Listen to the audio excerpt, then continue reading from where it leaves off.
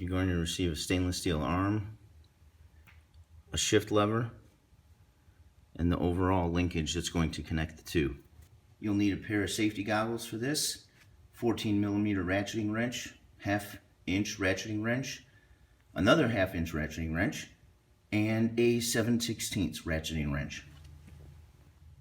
Step 1 is getting rid of that old clunky linkage. Once you've removed the linkage, the next step is to put your transfer case in two-wheel drive, which should be all the way forward for new process 242. Next step is to remove the stock shift lever on the transfer case with a 14mm ratcheting wrench and install the new shift lever. For ease of installation, you may need to move your shift lever or arm back towards the middle slightly so that you can easily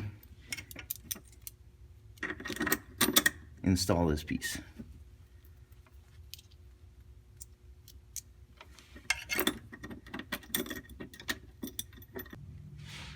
Tighten it down with your 1/2 inch ratcheting wrenches.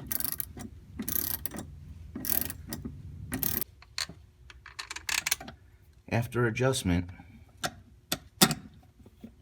place shift linkage into place and then verify two-wheel drive inside the cab before tightening down the rest of your lock nuts. Use your 7/16 open end to hold the ball joint in place while you tighten down the lock nut with the 1/2 inch ratcheting wrench.